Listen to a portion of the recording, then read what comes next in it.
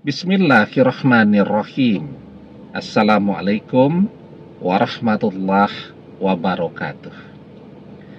Bapak-bapak, ibu-ibu, mas-mas, mbak-mbak, khususnya adik-adikku sekalian yang dirahmati Allah dimanapun Anda berada. Kembali di Iip Channel bersama saya Iip Wijayanto. Kali ini kita akan membahas tema dua pantangan jika menginginkan doa terkabul. Jadi setiap hari kita berdoa untuk berbagai hal, berbagai kepentingan. Berdoa dari menganggur agar bisa segera bekerja. Kalau orang sudah bekerja, dia berdoa agar pekerjaannya itu mendapatkan gaji yang besar. Ya, yang belum punya jodoh berdoa agar segera dipertemukan dengan jodohnya. Yang sudah menikah tapi belum dapat momongan berdoa agar segera mendapatkan momongan. Dan doa-doa lainnya. Kita berdoa terus. Ya. Nah, tetapi ada dua pantangan yang banyak dilakukan orang, dan itu yang menyebabkan kenapa doa belum kunjung terkabul. Ya. Nah, apa itu dua pantangan yang justru banyak dilakukan?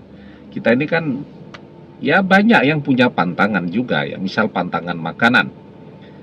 Ya, misal makanan laut, ada tuh orang makan udang tuh kemudian jadi gatal-gatal, ada ya. Makan kepiting kemudian jadi gatal-gatal. Kemudian ada juga orang yang apalagi misal pantangannya cuaca ya. Kalau cuaca terlalu dingin atau masuk ke ruangan terlalu dingin, rematiknya kumat misal ya. Dan seterusnya. Jadi manusia itu juga punya banyak pantangan. Nah, begitu juga ketika kita berdoa.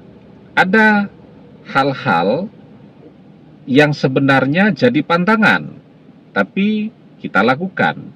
Dan kita terus bertanya, kenapa doa saya belum terkabul? Ya karena kita mengerjakan, melakukan apa yang tidak diperbolehkan dilakukan, yang menyebabkan doa menjadi tertolak.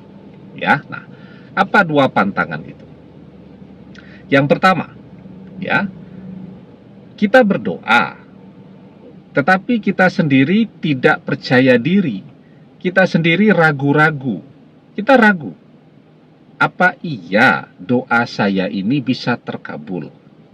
Misal nih kita berdoa, kita naksir seseorang, pengen dia jadi istri kita, tapi orang ini keren banget. Kita kenal baik dengan dia, tapi keren banget.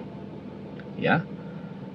Satu tempat kerja, dia bos kita, misal begitu kan. Kaya banget, cantik banget misal. Karirnya betul-betul cemerlang ya. Punya keluarga yang juga sangat kondang, misal begitu. Kita sudah minder duluan ketika berdoa. Ya kita berdoa, tapi kita ragu. Ah, nggak mungkin banget dia mau dengan saya. Tapi kita terus berdoa. Nah, jadi kita berdoa, tapi kita ragu. Doa kita itu bisa terkabul. Kita sendiri sudah tidak yakin doa kita bisa terkabul, tetapi kita terus berdoa. Nah, itulah yang menyebabkan kenapa doa kita menjadi tertolak. Kita ragu di dalam berdoa. Ya, kita pengen dapat sebuah pekerjaan, ada pengumuman lowongan pekerjaan.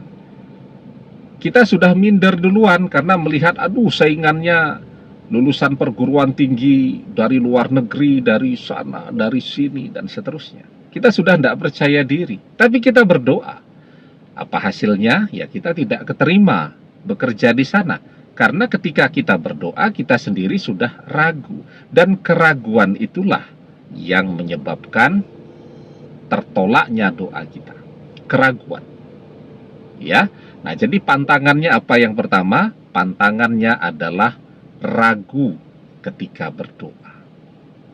Karena itu kita diperintahkan kalau berdoa harus yakin bahwa doa kita itu akan terkabul. Di dalam sebuah hadis kita diajarkan, ud'ullaha wa antum muqinuna bil ijabah wa'lamu annallaha la yastajibu du'a'an min qalbin ghafilin lahin.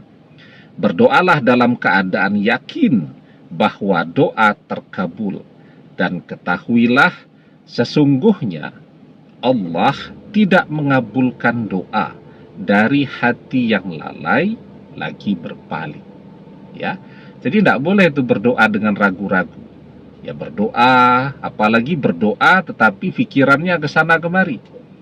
Ya, saat berdoa agar bisa punya pekerjaan, tapi pikirannya juga mikirkan hutang, mikirkan ini, itu, dan seterusnya. Nah, jadi berdoa itu harus fokus dan harus yakin bahwa doa itu terkabul. Ya, nah, kemudian yang kedua, tapi sebelum kita bahas lagi lebih jauh yang kedua, jangan lupa yang belum subscribe untuk memencet tombol subscribe dan menyalakan lonceng notifikasi agar Anda selalu mendapatkan pemberitahuan video-video terbaru dari channel kesayangan kita ini. Dengan subscribe, doa-doa kita selalu terhubung sehingga kita selalu bisa berdoa bersama-sama, ya. Dan jangan lupa subscribe itu gratis, ya. Nah, kemudian yang kedua ini, ya, kita tergesa-gesa sekali. Kita pengennya berdoa hari ini, ya, besok sore sudah terkabul. Kita kan selalu pengennya begitu, yang serba instan. Mungkin kita ini karena dari kecil selalu dilatih makan mie instan, sehingga pengen segala sesuatu yang serba instan. Padahal berdoa tidak bisa begitu. Berdoa itu harus sabar. Ya. Karena apa? Karena orang-orang yang tergesa-gesa di dalam berdoa,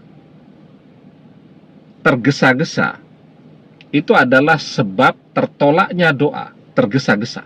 Nah, karena itu kan pantangannya, jangan tergesa-gesa di dalam berdoa. Berdoa itu harus sabar. Ya. Karena itu di dalam sebuah hadis kita diajarkan, yustajabu li ahadikum malam ya'jal yaqulu qad da'watu rabbi falam yastajibli. Doa salah seorang di antara kalian pasti dikabulkan selama ia tidak tergesa-gesa. Nah, siapa itu orang-orang yang tergesa-gesa dalam berdoa? Yakni orang-orang yang mengatakan, aku sudah berdoa kepada Robku, tetapi dia tidak mengabulkannya untukku. Nah, itu tanda orang yang tergesa-gesa. Dia berdoa, tapi dia mengeluh terus, kok belum terkabul ya, kok tidak terkabul juga ya, dan seterusnya. Jadi berdoa itu harus sabar. Pantangan berdoa, jangan tergesa-gesa, karena tergesa-gesa itulah yang menyebabkan tertolaknya doa. Nah, jadi dua pantangan itu. Yang pertama, ragu. Yang kedua, tergesa-gesa.